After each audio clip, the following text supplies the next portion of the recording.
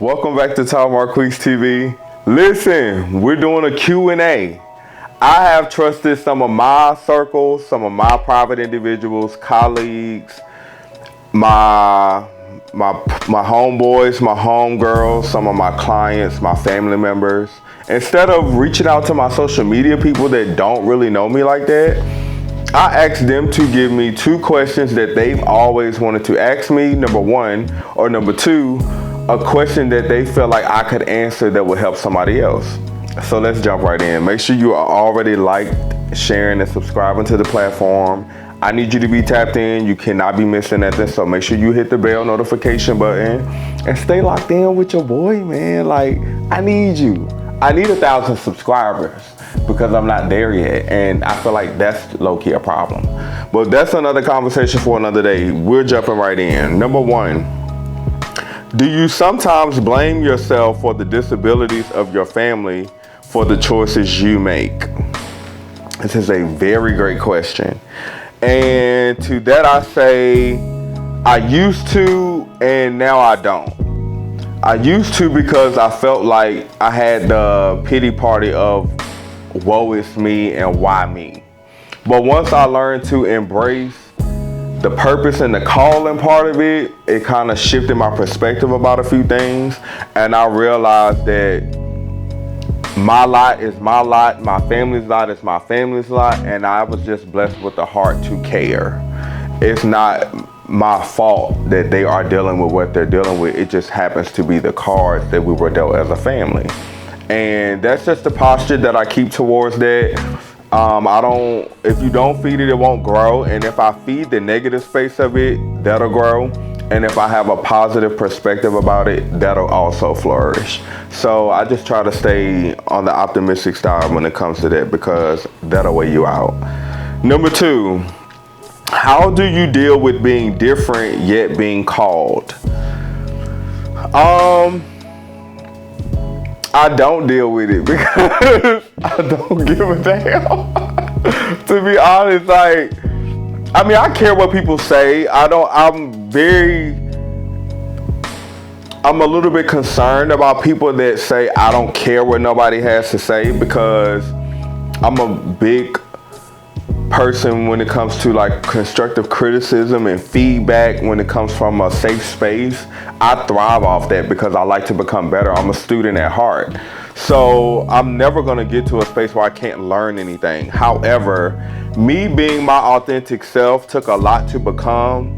Being a closeted young boy, growing up in the church, dealing with things spiritually when it comes to the condemnment of being like the world when it comes to some choices that we make. I got 1 foot in, 1 foot out, and I feel like God is okay with that concerning me. There's a part of me that is extremely spiritual. There's a side of me that is extremely worldly, and I like both of them. But I'm going to always remain different because I just choose to be set apart. I feel like I'm called to be set apart. And there's no way that you can be the head and the tail at the same time. So if I'm going to keep the posture of a leader, I really can't be consumed about what people think about some of my personal preferences. But I do have to be careful with the image that's perceived from public individuals. I hope that helps. Next question. You've built a life that blends caregiving, family, worship, entrepreneurship, creativity, and travel.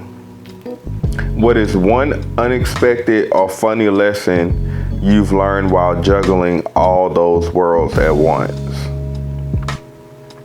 What is one unexpected or funny lesson you've learned while juggling all those worlds at once? Caregiving, family, worship, entrepreneurship, creativity, and travel. Unexpected and funny is that I don't know what I'm doing.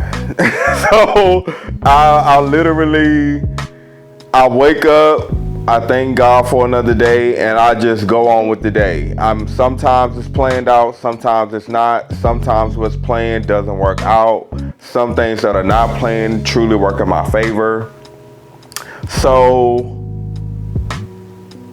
A lesson that I like to give people is eat the meat, spit out the bones.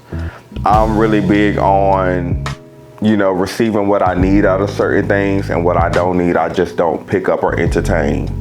So I hope that answers the question. Next question. What personal values or moments have shaped how you define success today? Well, my definition of success right now at this very moment, because my definition of success has changed drastically over 32 years of being alive. And today, my definition of success is going to bed at a reasonable time, being able to have a slow morning no matter what time you wake up. I don't like waking up rushing if I don't per se have to. And just really honing in on a spirit of peace. That's just how I define success at this very moment. And I'm not really being too concerned with tomorrow.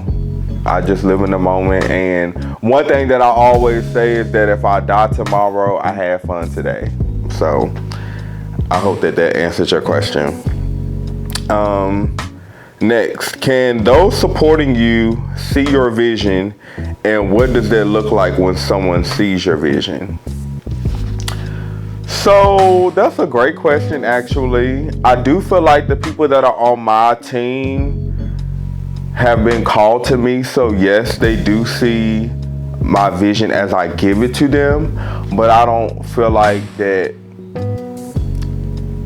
they per se know it all, because I don't know it all. I'm still an open book. I'm still being formed into this thing called life, and what I'm truly finding my purpose to be is taking one day at a time and just add your layers as they come. A resume is not built in one day. Rome wasn't built in a night. So I can't expect a rushed microwave experience for myself.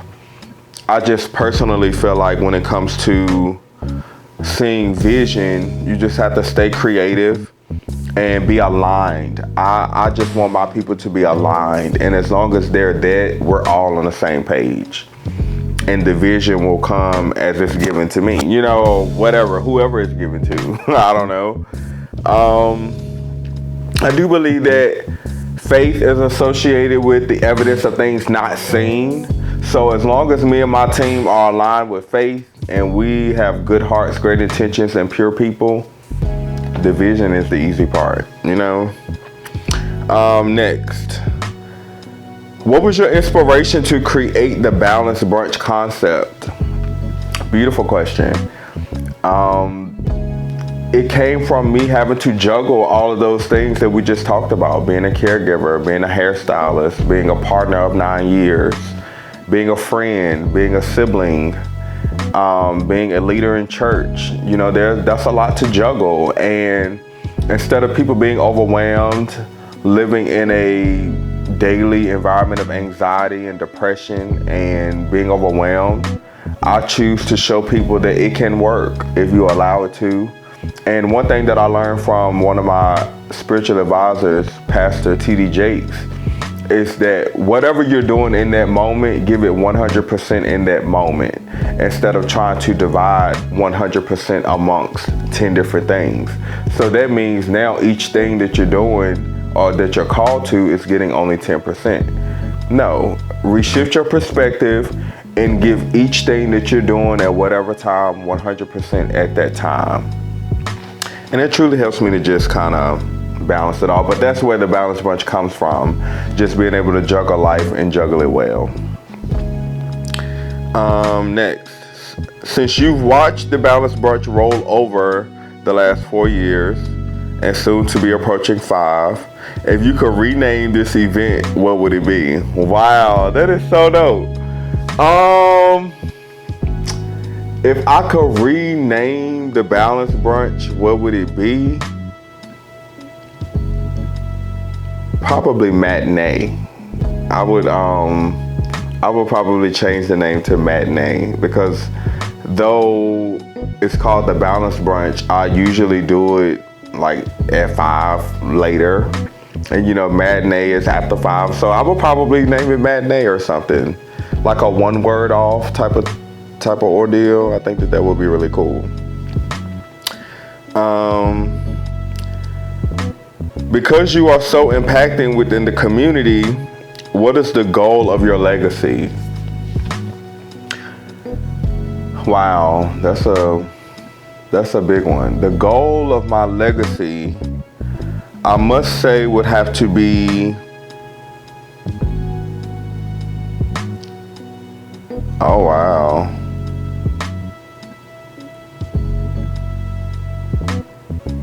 I don't know. Legacy is just such a big word.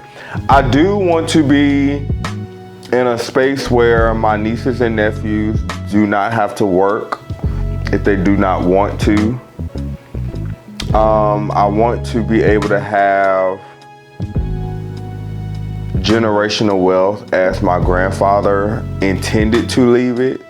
Not picking up a burden or carrying somebody else's cross, but I would love to pay homage to my grandfather by really setting some stuff up for my family, be it family compound or family farm, family business that could just be passed down into generations. And when it comes to the public and the community, I just want people to know that he was a light to the world. By way, some shape or form, I got a good smell, I got a good laugh, we had a good moment. And I truly want to be missed. I want to be such an impact to the world that I'm truly missed. It's the type of legacy that I would like to leave. My next question is, why do these women cheat and lie so much? Well, buddy, men cheat and lie too, so we can't just really target women on this one, but I feel like women would possibly cheat due to not being heard, not being sexually fulfilled or mentally, emotionally fulfilled, feeling like that they have to carry all of the weight of a family or situation that they did not create on their own. I feel like a lot of people cheat for an outlet. I don't think it's more so even about the sex, because usually that's a little bit of the time. I think it's more so the conversation, the understanding from another person, being heard, being understood, being valued. I think that those are typical reasons why people cheat. In addition to people being provocative and promiscuous, I feel like it can be either or. It could be a sexual drive, or it could be more of an internal fulfillment. But I think that dealing with women as many years as I have, it would have to be more internal than external. I'm almost certain. And our last question, but not least, why do people stereotype others just because they may have a friend that's in the LGBTQ community? I call that the Labiquita community because I'm not ready to keep saying all them letters. Shout out to T.S. Madison for giving us the Labiquita. But I feel like people are stereotyped due to lack of knowledge and insecurity from different angles and walks of life. I feel like that some of that hate is honestly learned behavior, and the stereotypes come from a place of lack. And when you truly love a person, what they do in their private life truly doesn't matter. I feel like if you didn't choose to be straight, how did somebody else choose to be what they are? So you just have to pick and choose your battles with that. Some people are a little bit more sensitive than others. Some people have bigger balls than others that can kind of handle themselves amongst different environments and different atmospheres. I just feel like being adaptable is attractive, and being confident with who you are as a person will take you a very long way. And someone's personal preference should never matter in reference to what they do behind closed doors, unless they're trying to force you to be involved or intentionally make you feel uncomfortable. no one should be ever stereotyped by who they choose to love or be around. So that being said, drop some questions down in the comments. If you feel like you have a question that you would want to ask someone like myself, I would love to tap in, dive in deeper in conversation with you. I look forward to always sharing the love, spreading the breeze. Make sure you stay tuned to the Instagram at the Balance Brunch. I'm dropping some heat when it comes to the save the date very soon. And I'll catch y'all in the next episode. Much love.